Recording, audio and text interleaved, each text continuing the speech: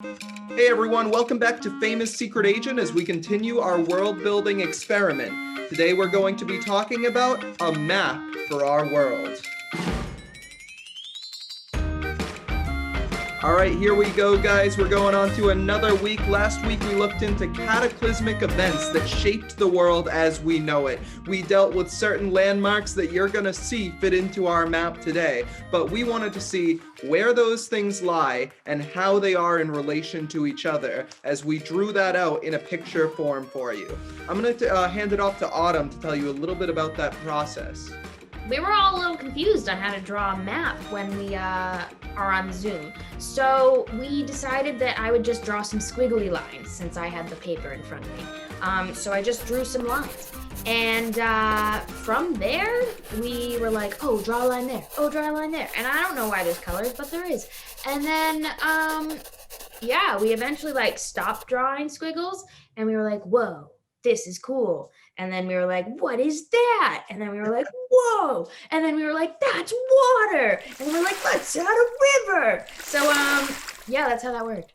And with all the cool elements we came up with last week, or some of which we came up while we were making this map, we didn't want to shoehorn anything in as we build this world. So you're going to see a few question marks on the map that we purposefully left empty because we want to add those in once we have kind of a clearer image as we go. So without further ado, guys, let's show them the map. Yeah. So a big thank you to Autumn for getting us started and drawing this lovely map that we all made together. And then we reached out to a friend of ours, a big shout out to Rachel Rose Burke for creating the map that you're seeing in front of you now. We're going to start in the bottom right-hand corner, and we're going to be looking at there is a question mark area here already that we just didn't want to fill out right away. But we know this is going to be some sort of land mass. As we go over slightly to the left, though, we do see one of our oceans. This is going to be a large body of water, and we want water to be kind of some source of life to a lot of whatever our characters or our beings will be in this world. So you're going to see a lot of large bodies of water. This will be something to the south. And then immediately next to that, we're going to have our hole we talked about last time. We talked about having some craters that could kind of have been around for thousands of years and could be stuff of legends and no one knows where they come from. And so that's going to be located almost directly at south of the map. It's going to be right there in the middle, kind of centered, but down towards the south.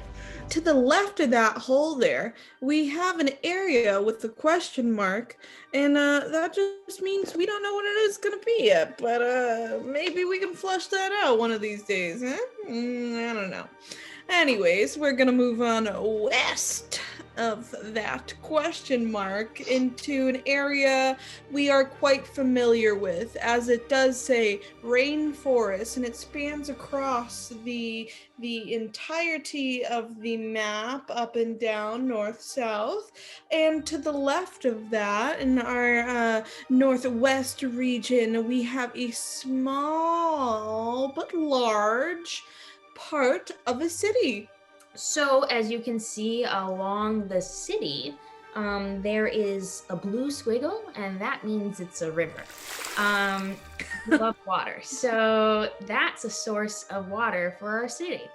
I'm realizing I never labeled the little circle at the top. We don't know what that is. That's cool. We don't know. Put a question mark on that. To the left, or the northwest, or the west, there's some mountains. We have a little house because some people might live in mountains, but that is a large mountain range. To the northeast, you'll see a body of water, and it is a large body of water. There's also probably some people living by this water, except, is it water? Who knows? It might be another form of liquid. It might be something else that people live off of. We're not quite sure if that's actually water or not. To be determined, you know? We kind of have this almost circular water thing going where Tim had that body and then it kind of flows up past the hole through the city and then over to the right. And we said we wanted there to be some sort of outer suburbs that are further away from the city, across through the rainforest. And none of this is proportional. So, we can kind of figure out how far away all of these things are from each other. Obviously, this is pretty crude, but pretty cool at the same time. So if you go to the northeast of that other large-ish body of water, we have the thunder fields, one of the 4 things that we said we really wanted to make sure we included with the whole mountain range and a body of water or liquid or whatever. So we put the thunder fields up there. We kind of liked the fact that if you stood on top of the mountains, you would be able to see the thunder fields off in the distance, which was really neat.